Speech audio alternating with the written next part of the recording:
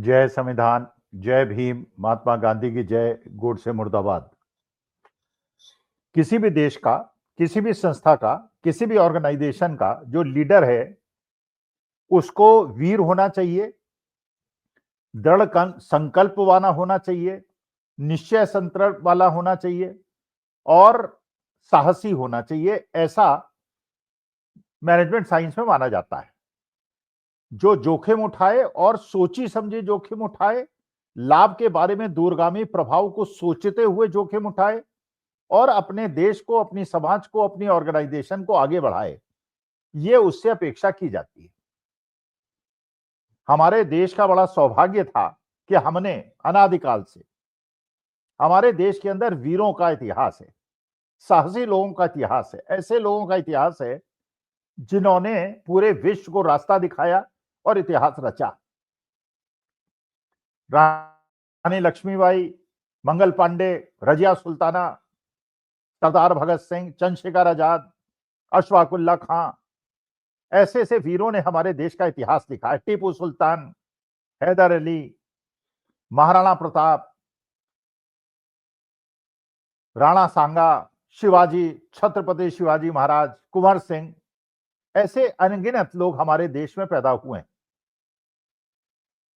जब हमारे देश के ऊपर अंग्रेजों का शासन रहा तो उनसे भी हमारे देश के वीर लोग लड़ते रहे और उनको बहागा के उन्होंने दम लिया।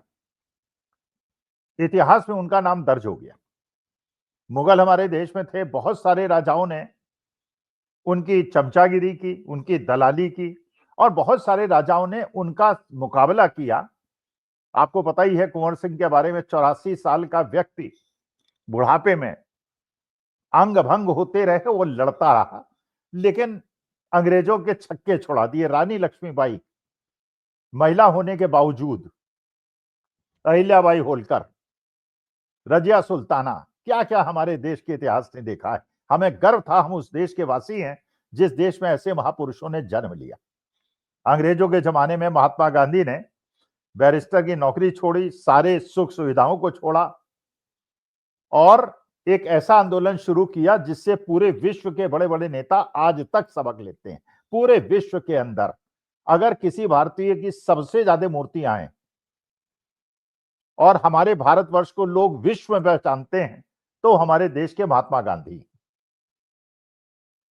कोई भी देश का प्रतिनिधिमंडल हमारे देश में आता है, बिना महात्मा गांधी को मत्था टिकाए वापस नहीं जाता और ये हर प्रधानमंत्री की, हमारे देश की मजबूरी है, चाहे उनका धुर विरोधी हो, चाहे उनका समर्थक हो, कि विदेशी प्रतिनिधिमंडल को गांधी जी के स्मारक में ले जाए या साबरमती आश्रम ले जाए। ये शख्सियत उस आदमी की, और इतिहास लिख दिया। बड़े बड़े Martin Luther king, Abraham Lincoln, ऐसे लोग जो कि महात्मा गांधी को एक आदर्श के रूप में मानते थे।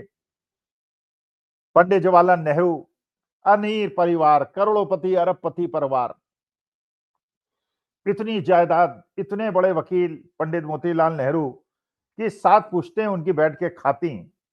उन्होंने सारी सुविधाएं छोड़कर अपने सारे आलीशान बंगले और कोठियां देश को दान दे दी और देश के हित में 9 साल जेल के अंदर रहे। ऐसे वीर हमारे देश के अंदर थे।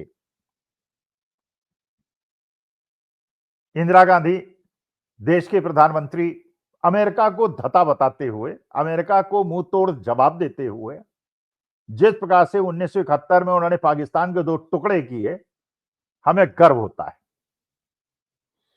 लाल बहादुर शास्त्री, 5 फीट की ऊंचाई, लोग सोचते थे क्या ये छोटे कद का आदमी करेगा, लेकिन एक सामान्य परिवार का लड़का, उसने जो पाकिस्तान के दांत खट्टे किए और लाहौर तक हमारी सेनाएं पहुंच गई, हमें गर्व होता है, हम देश के वासी।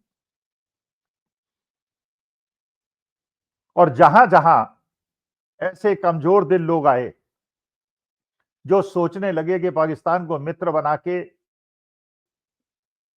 नोबेल प्राइज जीता जाए, पंडित अटल बिहारी वाजपेयी आए, बड़े अच्छे वक्ता थे, बहुत अच्छा बोला करते थे, लेकिन उन्होंने लाहौर बस यात्रा की और मुशर्रफ को देश में बुलाया और धोखा खाया। कारगिल हमारे देश के जवानों की मौत हुई, संघर्ष किया, क्योंकि पाकिस्तान हमारे देश के अंदर आके बैठ गया था, क्योंकि उस पर विश्वास किया था अटल बिहारी वाजपेयी ने। डॉक्टर मनमोहन सिंह 10 साल प्रधानमंत्री रहे, 2004 से 14 तक, कभी पाकिस्तान नहीं गए।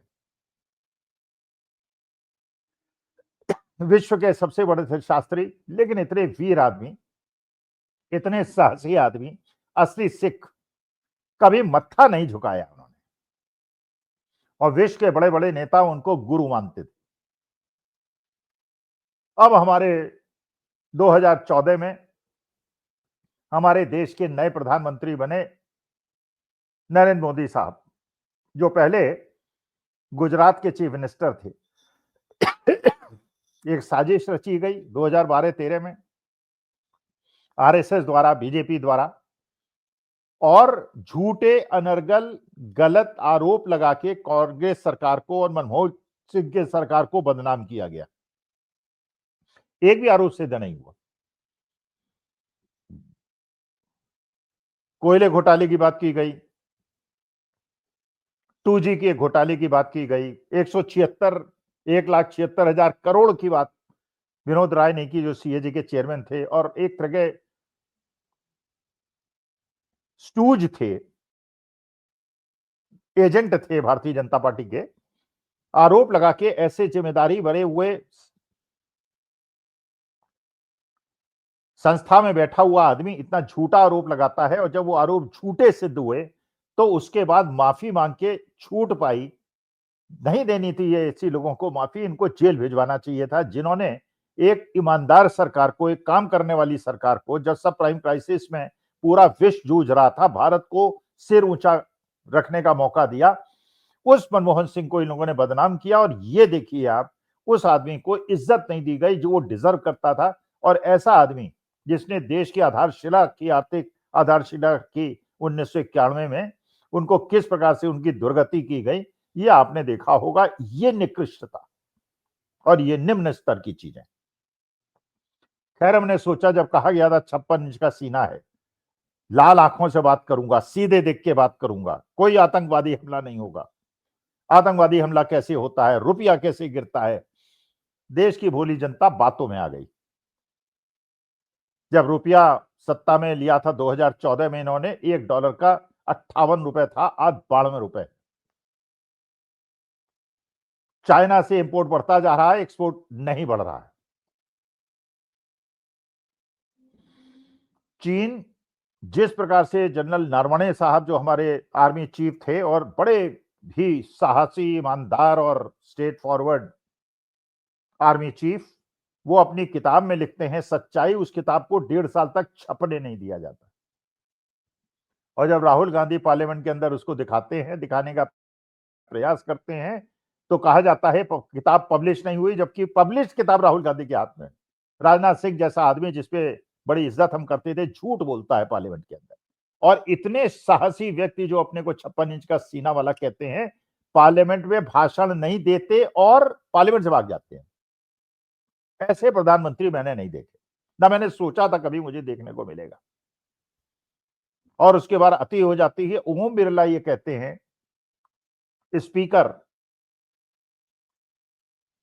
कि जब उसके एक दिन पहले पार्लियामेंट के अंदर कांग्रेस की महिला सांसद जिस तरह का घेराव कर रही थी मोदी जी का, उससे मुझे लगता था कि कहीं वो उन पे आक्रमण ना कर दे। इसलिए मैंने मोदी जी से यह निवेदन किया कि आप पार्लियामेंट में मत आइए, वरना आप पे आक्रमण हो सकता है। अब आप सोचिए, 300 सीटें हैं भारतीय जनता पार्टी सहयोगियों के पास,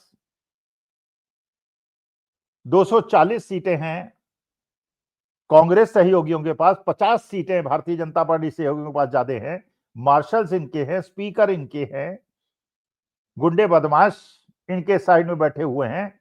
और जो आदमी अपने को कहता है मैं 56 इंच के सीने वाला हूं, आंखों लाल करके बात करूंगा, वो महिलाओं से डर जाता है।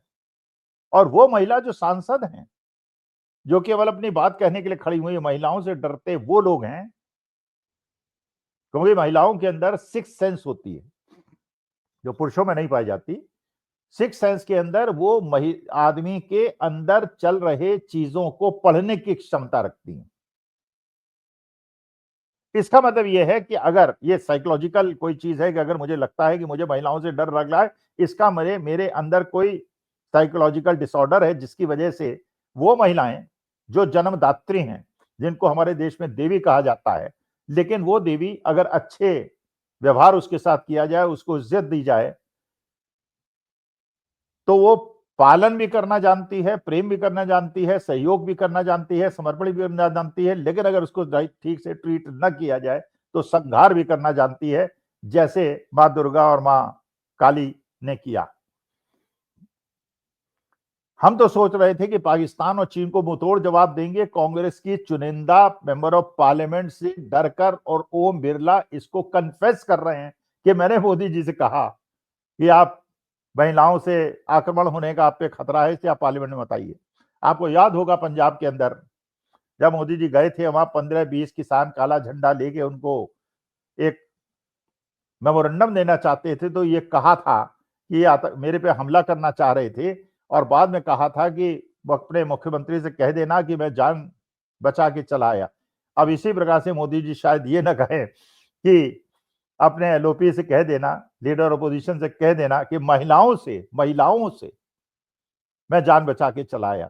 हमें 56 इंच के सीने वाला आदमी न हो, एक मजबूत दिल वाला आदमी चाहिए। हमको लाल बहादुर शास्त्री जैसा आदमी चाहिए जो 5 फुट का था लेकिन वीरता रखता था। इंदिरा गांधी जैसी प्रधानमंत्री चाहिए जो महिला थी लेकिन जिसके अंदर दुर्गा का रूप था। महिलाओं से भी डरने वाला, किसानों से भी डरने वाला, जवानों से भी डरने वाला, चारों तरफ एनएसजी के घेरे में रहने वाला देश का प्रधानमंत्री होगा। देश का हश्र क्या होगा। लेकिन राजनाथ सिंह का जैसा व्यवहार देखा है, जैसा व्यवहार हमने जयशंकर का देखा है, जो कह रहे हैं कि ट्रेड डील जो अमेरिका से हुई है उसके बारे में मुझे कुछ नहीं पता, ये पीयूष गोयल ने कराया, जबकि एक्सटर्नल अफेयर मिनिस्टर जयशंकर है। हर शाख पे उल्लू बैठा है, अंजाम गुलिस्तां क्या होगा।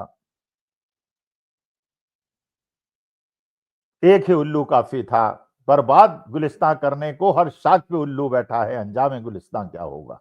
नमस्कार, धन्यवाद और प्रणाम।